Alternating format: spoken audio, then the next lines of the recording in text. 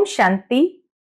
आज 12 जून 2026 की बाबा के अनमोल मधुर महावाक्य सुनेंगे। आज की बाबा की मुरली है 3 लोक। बाबा हम बच्चों को तीनों लोकों का स्पष्ट ज्ञान दे रहे हैं। बाबा कहते हैं ऊपर में है निराकारी दुनिया, जिसको कहेंगे पहला तबका, फर्स्ट फ्लोर। फिर नीचे आओ तो सूक्ष्म वतन है, जहां आकारी ब्रह्मा विष्णु महेश रहते हैं। और फिर नीचे कॉर्पोरियल दुनिया, साकारी दुनिया, जिसमें हम सभी आत्माएं आकर के अपना अपना पार्ट बजाते हैं।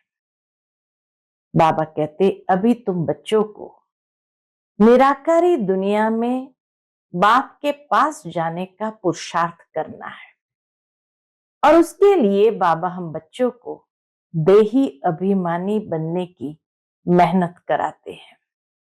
बाबा कहते जितना जितना तुम देही अभिमानी बनते जाएंगे, निराकारी दुनिया में जाने के योग्य होंगे। बाकी बाबा कहते हैं सूक्ष्म वतन में आकारी देवताएं रहते हैं, वहां कोई पाठ नहीं चलता, और सूक्ष्म वतन की रचना भी बाबा संगम पर ही करते हैं। बाकी सारा पाठ जो चलता है साकारी दुनिया के अंदर, बाप को भी इस साकारी दुनिया में अंतिम समय में आना पड़ता है। संगम के समय पर आकर के सभी आत्माओं को पतित से पावन बनाना है, और फिर वापस घर ले चलना है। तो सुनते हैं आज के बाबा के अनमोल मधुर महावाक्य। ओम शांति। आज बाबा कहते मीठे सेंसिबल बच्चे।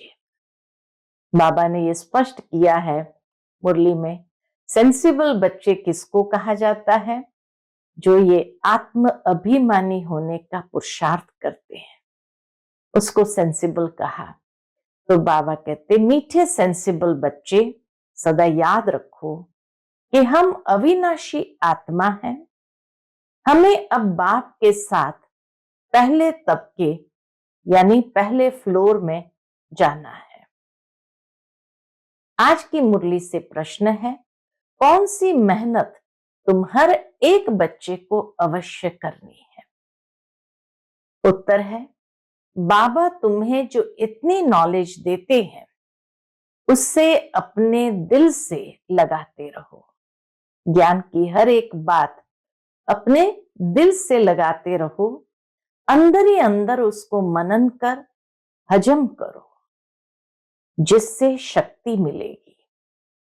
यह मेहनत अवश्य हर एक को करनी चाहिए।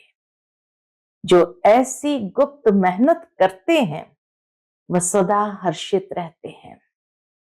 उन्हें नशा रहता है कि हमें पढ़ाने वाला कौन? ये नशा रहता कि हमें पढ़ाने वाला कौन है, हम किसके सामने बैठे हैं। ओम शांति। ये किसने कहा? 2 बार कहते हैं ओम शांति, ओम शांति। एक शिव बाबा ने कहा, एक ब्रह्मा बाबा ने कहा। ये बाप दादा इकट्ठे हैं, तो दोनों को बोलना पड़े ओम शांति, ओम शांति। अब पहले किसने कहा? पहले किसने कहा? शिव बाबा ने कहा, ब्रह्मा बाबा ने कहा, और बाद में फिर किसने कहा? तो बाबा कहते पहले शिव बाबा ने कहा ओम शांति, अर्थात मैं शांति का सागर हूं। पीछे किसने कहा? दादा की आत्मा ने कहा। बच्चों को याद दिलाते हैं ओम शांति, अर्थात मैं तो सदैव देही अभिमानी हूं। कौन कहते? शिव बाबा कहते मैं तो सदैव देही अभिमानी हूं, कभी देह अभिमान में नहीं आता हूं। एक ही बाप है जो सदैव देही अभिमानी रहते हैं। ब्रह्मा विष्णु शंकर ऐसे नहीं कहेंगे कि हम सदैव देही अभिमानी है। तुम जानते हो ब्रह्मा विष्णु शंकर का भी सूक्ष्म रूप है।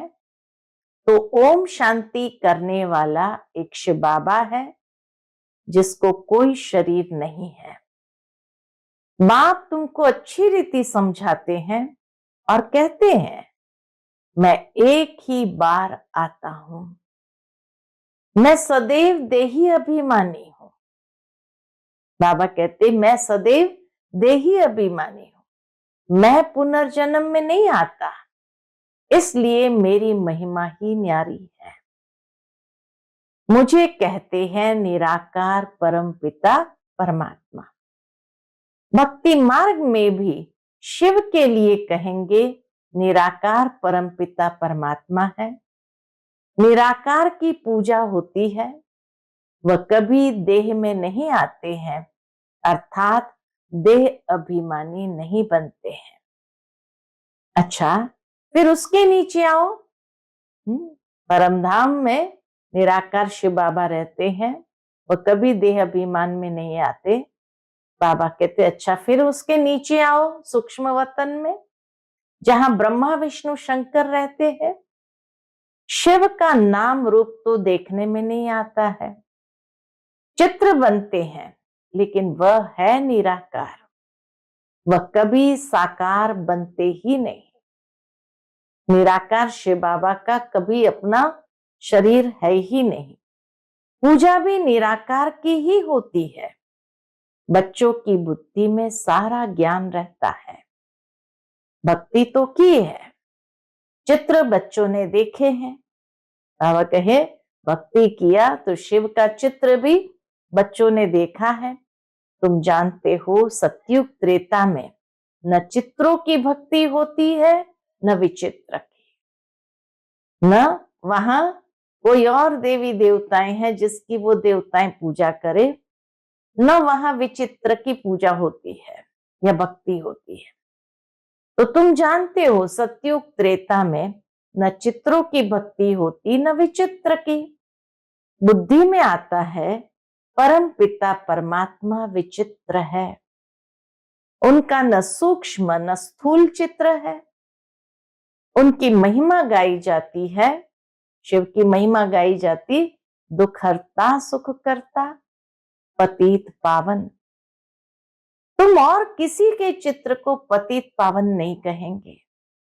बाबा कहे इतने देवी देवताएं हैं, किसी के चित्र के आगे ये नहीं कहेंगे कि हे पतित पावन। कोई भी मनुष्य नहीं जिनकी बुद्धि में ये बातें हो। ब्रह्मा विष्णु शंकर है सूक्ष्म वतन वासी, पहला तबका फिर दूसरा तबका। पहला तबका है निराकारी दुनिया, फिर दूसरा तबका है सूक्ष्म वतन। ऊंचते ऊंच मूल वतन, उस तबके में रहने वाला है परम पिता परमात्मा। सेकंड नंबर तबके में सूक्ष्म शरीर वाले हैं, और थर्ड तबके में नीचे स्थूल वतन में स्थूल शरीरधारी है। थर्ड तबके में थर्ड फ्लोर में स्थूल शरीरधारी है। बाबा परमधाम में रहते तो इसलिए बाबा उसको पहला तबका कहता है और स्थूल वतन को तीसरा तबका कहता है। वहां से देखो तो बाबा कहते हैं थर्ड तबके में स्थूल शरीरधारी है, इसमें मूंझना नहीं है। ये बातें सिवाय परम पिता परमात्मा के कोई समझा नहीं सकता है। ऊपर में सृष्टि है आत्माओं की, मूल वतन में है वो सारी सृष्टि है आत्माओं की, उसको कहा जाता है निराकारी दुनिया। हम सब आत्माओं की दुनिया, इनकॉर्पोरियल वर्ल्ड। फिर हम आत्माएं कॉर्पोरियल वर्ल्ड में आती है, निराकारी दुनिया से फिर साकारी दुनिया में आती है। वहां है आत्माएं, यहां है जीवात्माएं। ये बुद्धि में रहना चाहिए। एक एक ज्ञान की बात को बाबा स्पष्ट करते हैं, तीनों लोकों को कितना सुंदर तरीके से बाबा स्पष्ट करते हैं। बरोबर हम निराकारी बाबा के बच्चे हैं। हम भी पहले निराकारी बाप के पास रहते थे। हम भी पहले निराकार बाप के पास रहते थे। निराकारी दुनिया में ही आत्माएं रहती है जो अभी तक पाठ बजाने लिए आते रहते हैं। संगम तक भी, अंतिम समय तक भी आत्माएं नीचे पाठ बजाने आते रहते हैं। जो अभी तक पाठ बजाने लिए आते रहते हैं साकार में, वह हो गया निराकार बाप का वतन। परमधाम है निराकार बाप का वतन। हम आत्मा है, ये नशा होना चाहिए। अविनाशी चीज का नशा रहना चाहिए, विनाशी चीज का थोड़ी होना चाहिए। बाबा कहे अगर नशा रखना है तो अविनाशी चीज का नशा रखो, विनाशी चीज का थोड़ी होना चाहिए। देह के नशे वाले को देह अभिमानी कहा जाता है। देह अभिमानी अच्छे व आत्मा अभिमानी अच्छे। सेंसिबल कौन? देह अभिमान वाले को सेंसिबल कहेंगे, आत्म अभिमान वालों को सेंसिबल कहेंगे। बाबा कहते हैं सेंसिबल कौन? आत्म अभिमानी। आत्मा ही अविनाशी है, देह तो विनाशी है। आत्मा कहती है हम 84 देह लेते हैं।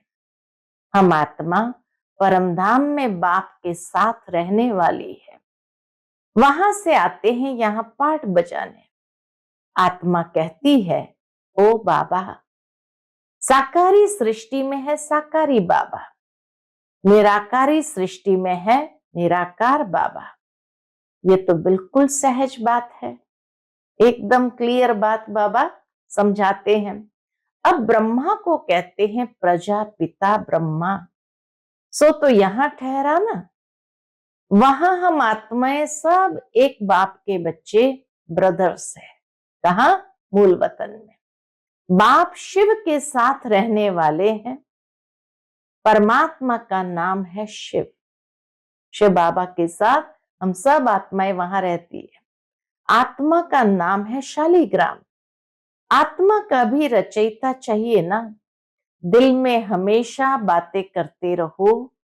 जो ज्ञान मिला है वह अपने दिल से लगाने के लिए मेहनत करनी है। आत्मा ही विचार करती है। पहले पहले तो ये निश्चय करो, इस बात का निश्चय करो कि हम आत्मा बाप के साथ रहने वाले हैं, हम उनके बच्चे हैं, तो जरूर वर्षा मिलना चाहिए। यह भी तुम जानते हो कि यह जो आत्माओं का झाड़ है, उनके पहले जरूर बीज होता है। झाड़ से पहले जरूर बीज होता है। जैसे सीजड़ा बनाते हैं, बड़ा बाप, फिर उनसे 2-4 बच्चे निकले, फिर उनसे और निकलते, 1-2 वृद्धि को पाते पाते झाड़ बड़ा हो जाता है। बिरादरी का नक्शा होता है, फलाने से फलाना निकला। बाबा कहते तुम बच्चे जानते हो, मूल वतन में सभी आत्माएं रहती है। मूल वतन में सिर्फ आत्मा, उनका भी चित्र है। ऊंचते ऊंच है बाप। तुम बच्चों की बुद्धि में है बाबा इस शरीर में आया हुआ है, रूहानी बाप इनमें आकर रूहों को पढ़ाते हैं। सूक्ष्म वतन में तो नहीं पढ़ाएंगे। सतयुग में तो ये नॉलेज किसको भी रहती नहीं, तो सतयुग में भी नहीं पढ़ाते हैं। सिर्फ अभी संगम पर ही बाबा आकर के स्थूल वतन में हमें पढ़ाते हैं। बाप ही संगम युग पर आकर ये नॉलेज देते हैं। इस मनुष्य सृष्टि रूपी झाड़ की नॉलेज कोई को है नहीं। कल्प की आयु ही बहुत बड़ी लिख दी है। अभी बाप तुमको समझाते हैं, बच्चे अभी तुमको फिर घर चलना है, वह है आत्माओं का घर। बाप और बच्चे रहते हैं, सब ब्रदर्स है। ब्रदर और सिस्टर तब कहा जाता है जब यहां शरीर धारण करते हैं। परमधाम में ब्रदर सिस्टर नहीं, वहां सब ब्रदर्स है। हम आत्माएं सब भाई भाई है। भाई का जरूर बाप भी होगा ना, वह है परम पिता परमात्मा। सभी आत्माएं शरीर में रहते हुए उनको याद करती है। सत्युग त्रेता में कोई याद नहीं करते हैं। पतित दुनिया में सभी उनको याद करते हैं, क्योंकि सब रावण की जेल में है। सीता पुकारती थी, हे राम। बाप समझाते हैं, राम कोई त्रेता वाला याद नहीं आता है। सब आत्माएं रूपी सीता पुकारती है, हे राम, तो वो त्रेता वाला राम नहीं, राम परम पिता परमात्मा को समझ याद करते रहते हैं। आत्मा पुकारती है, अभी तुम जानते हो, आधा कल फिर हम किसको पुकारेंगे नहीं, क्योंकि सुखधाम में रहेंगे। इस समय बाप ही समझाते हैं, दूसरा कोई जानते ही नहीं। वह तो कह देते हैं कि आत्मा सो परमात्मा। आत्मा परमात्मा में लीन हो जाती है। बाप समझाते हैं, आत्मा तो अविनाशी है, एक भी आत्मा का विनाश नहीं हो सकता। जैसे बाप अविनाशी, वैसे आत्मा भी अविनाशी है। यहां आत्मा पति तमो प्रधान बनती है, फिर बाप सतो प्रधान पवित्र बनाते हैं। सारी दुनिया को तमो प्रधान बनना ही है, फिर सतो प्रधान बनना है। पतित दुनिया को पावन बनाने बाप को आना पड़ता है। उनको कहते ही है गॉडफादर। बाप भी अविनाशी है, हम आत्माएं भी अविनाशी है, यह ड्रामा भी अविनाशी है। तुम बच्चे जानते हो कि ये वर्ल्ड की हिस्ट्री ज्योग्राफी कैसे रिपीट होती है, तो ड्रामा भी अविनाशी, आत्मा अविनाशी, परमात्मा बाप अविनाशी, ड्रामा अविनाशी। जहां अविनाशी बाप ने जन्म लिया वो भारत भूमि भी अविनाशी, और परमधाम भी अविनाशी है, प्रकृति भी अविनाशी है। कितनी अविनाशी चीजें हैं। तो आत्मा, परमात्मा, ड्रामा, प्रकृति, ये भारत भूमि और परमधाम। तुम बच्चे जानते हो कि ये वर्ल्ड की हिस्ट्री ज्योग्राफी कैसे रिपीट होती है। इन चारों युगों में हमारा पाठ चलता है। हम सूर्यवंशी फिर चंद्रवंशी बनते हैं। चंद्रवंशी जैसे सेकंड ग्रेड में आ जाते हैं, सूर्यवंशी फर्स्ट ग्रेड, चंद्रवंशी जैसे कि सेकंड ग्रेड में आ जाते हैं। 14 कला वालों को सूर्यवंशी नहीं कह सकते। वास्तव में देवी देवता भी उन्हों को नहीं कह सकते। देवी देवता संपूर्ण निर्विकारी, 16 कला संपूर्ण को कहा जाता है। राम को 14 कला संपन्न कहेंगे। तुम्हारे ही 84 जन्मों का हिसाब समझाया जाता है। नई चीज फिर पुरानी होती है तो वो मजा नहीं रहता है। पहले संपूर्ण पवित्र रहते हैं, फिर थोड़े वर्ष पास होंगे तो थोड़ा पुराना कहेंगे। सतयुग आरंभ में संपूर्ण पवित्र रहते हैं, फिर थोड़ा वर्ष पास हुए तो थोड़ा पुराना कहेंगे। मकान का भी मिसाल दिया जाता है। ऐसे हर चीज होती है। सतो से सेमी सतो रजो प्रधान। यह दुनिया भी एक बड़ा मांडवा है। यह आकाश तत्व बहुत बड़ा है, इसका कोई अंत नहीं है। इनकी एंड कहाँ है वह निकाल नहीं सकते हैं। चलते जाओ, एंड हो ही नहीं सकती। ब्रह्म महातत्व की भी कोई एंड हो नहीं सकती। इतना विशाल ब्रह्म महातत्व है। ये साइंस वाले कितनी कोशिश करते हैं एंड देखने की, लेकिन जा नहीं सकते, अंत पा नहीं सकते। ब्रह्म तत्व बहुत बड़ा बेअंत है। हम आत्माएं बहुत थोड़ी जगह में वहां रहती है। यहाँ बिल्डिंग आदि कितनी बड़ी बड़ी बनाते हैं। स्पेस धरती की बहुत बड़ी है, खेती आदि भी तो चाहिए ना। वहां तो सिर्फ आत्माएं रहती है। एकदम छोटी सी बिंदी आत्माएं परमधाम में रहती है। आत्मा शरीर बिगर कैसे खाएगी? वहां तो अभोक्ता है, परमधाम में अभोक्ता है। खाने व भोगने आदि की कोई चीज होती नहीं है। बाप समझाते हैं ये ज्ञान तुम बच्चों को एक ही बार मिलता है, फिर कल्प बाद तुम बच्चों को दिया जाता है, तो ये नशा होना चाहिए। हम देवता धर्म वाले थे। तुम कहते हो बाबा आज से 5000 वर्ष पहले हम आपके पास आए थे, इसलिए शूद्र से ब्राह्मण बनने। अब फिर हम आपके पास आए हैं। वह निराकार होने कारण तुम कहेंगे दादा पास आए। तो शिव बाबा ब्रह्मा बाबा में आते हैं तो दादा के पास आए हैं। बाप ने इनमें प्रवेश किया है। बाप कहते हैं जैसे तुम ऑर्गन्स ले पार्ट बजाते हो, वैसे ही मैं भी ऑर्गन्स का आधार लेता हूं, नहीं तो मैं पार्ट कैसे बजाऊं। शिव जयंती भी मनाते हैं। शिव तो निराकार है, उनकी जयंती कैसे हुई? मनुष्य तो एक शरीर छोड़ दूसरा लेते हैं। बाप कहते हैं मैं कैसे आकर तुम बच्चों को राजयोग सिखाऊं। मनुष्य से देवता बनाने के लिए राजयोग बाप ही आकर सिखाते हैं। मुझे ही पतित पावन ज्ञान का सागर कहते हैं। मुझे झाड़ के आदि मध्य अंत का मालूम है। जो बाबा को झाड़ के आदि मध्य अंत का मालूम है। तुम बच्चे समझते हो। क्या समझते हैं? बाबा इसमें प्रवेश कर हमको सब नॉलेज समझाते हैं।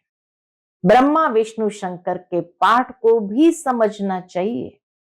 बाप को तो समझा है कि वह पतित पावन है। हर एक की महिमा अलग अलग, ब्यूटी अलग अलग होती है। प्रेसिडेंट, प्राइम मिनिस्टर आदि बनते हैं। आत्मा कहती है ये मेरा शरीर है, मैं प्राइम मिनिस्टर हूं। आत्मा शरीर के साथ न हो तो बोल न सके।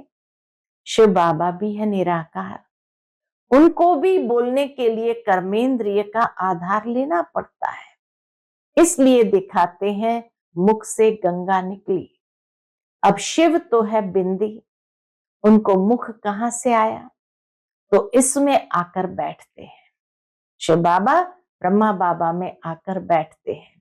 क्यों? क्योंकि उनको मुख चाहिए। उससे ज्ञान गंगा बहाते हैं। बाप को ही सब याद करते हैं। हे पतित पावन आओ, हमको इस दुख से छुड़ाओ। वही बड़े ते बड़ा सर्जन है। शिव बाबा ही बड़े ते बड़ा सर्जन है। उसमें ही पतितों को पावन बनाने का ज्ञान है। सर्व पतितों को पावन बनाने वाला एक सर्जन है। सतयुग में सब निरोगी होते हैं। यह लक्ष्मी नारायण सतयुग के मालिक है।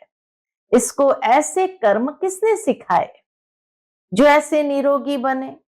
बाप ही आकर श्रेष्ठ कर्म सिखलाते हैं। यहां तो कर्म ही कूटते रहते हैं। सतयुग में तो ऐसे नहीं कहेंगे कि कर्म ऐसे हैं। वहां कोई दुख रोग होता नहीं। यहां तो एक दो को दुख ही देते रहते हैं। सतयुग त्रेता में दुख की बात होती नहीं। जो कहा जाए कि यह कर्मों का भोग है, कोई दुख की बात ही नहीं। जो कहे ये कर्मों का भोग है।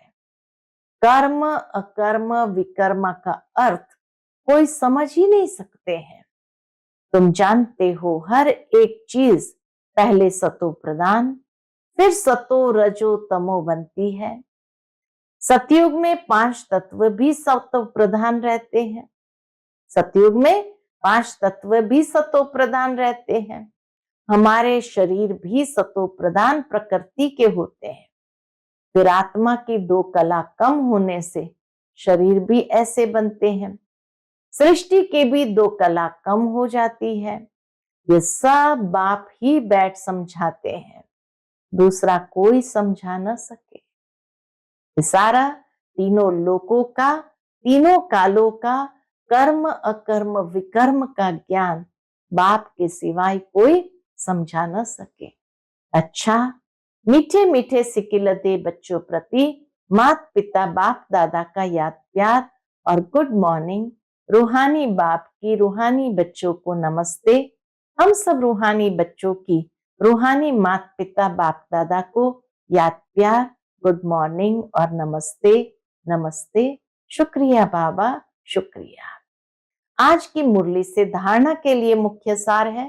पहली पॉइंट, अभी से ही बाप की श्रीमत पर ऐसे श्रेष्ठ कर्म करने हैं जो फिर कभी कर्म कूटने न पड़े, अर्थात कर्मों की सजाएं न खानी पड़े। दूसरी पॉइंट, किसी भी विनाशी चीज का नशा नहीं रखना है। यह देह भी विनाशी है, इसका भी नशा नहीं रखना है, सेंसिबल बनना है। आज का बाप दादा का मधुर वरदान हम बच्चों के प्रति है, इस पुरानी दुनिया को विदेश समझ इससे उपराम रहने वाले स्वदेशी भव। कितनी सुंदर बात कही। इस पुरानी दुनिया को विदेश समझ इससे उपराम रहने वाले स्वदेशी भव। जैसे कई लोग विदेश की चीजों को टच भी नहीं करते हैं, समझते हैं अपने देश की चीज का प्रयोग करें, ऐसे आप लोगों के लिए ये पुरानी दुनिया ही विदेश है। इससे उपराम रहो, अर्थात पुरानी दुनिया की जो चीजें हैं, स्वभाव संस्कार है, उनकी तरफ जरा भी आकर्षित न हो। स्वदेशी बनो, अर्थात आत्मिक रूप में अपने ऊंचे देश परम धाम और इस ईश्वरीय परिवार के हिसाब से मधुबन देश के निवासी समझ इसके नशे में रहो। बाबा कहते स्वदेशी बनो, अर्थात आत्मिक रूप में अपने ऊंचे देश परम धाम और इस ईश्वरीय परिवार के हिसाब से मधुबन देश के निवासी समझ इसके नशे में रहो। आज का स्लोगन है, झमेलों में फंसने के बजाय सदा मिलन मेले में रहो। झमेलों में फंसने के बजाय सदा मिलन मेले में रहो। आज का व्यक्त इशारा है, सदा हर्षित रहने के लिए अपनी नेचर को सरल बनाओ, सहनशील बनो। उसके अंतर्गत बाबा कहते होली हंस की विशेषता सरल चित्त, सरल वाणी, सरल वृत्ति, सरल दृष्टि। होली हंस की विशेषता सरल चित्त, सरल वाणी, सरल वृत्ति, सरल दृष्टि। बाप दादा को सबसे प्रिय, सबसे समीप, साफ दिल वाले प्यारे हैं। साफ दिल सदा बाप दादा के दिल तक नशीन, सर्वश्रेष्ठ संकल्प पूर्ण होने कारण वृत्ति में, दृष्टि में, बोल में, संबंध संपर्क में सरल और स्पष्ट एक समान दिखाई देते हैं। साफ दिल सदा बाप दादा के दिल तक नशीन, सर्वश्रेष्ठ संकल्प पूर्ण होने के कारण वृत्ति में, दृष्टि में, बोल में, संबंध संपर्क में सरल और स्पष्ट एक समान दिखाई देते हैं। अच्छा, ओम शांति।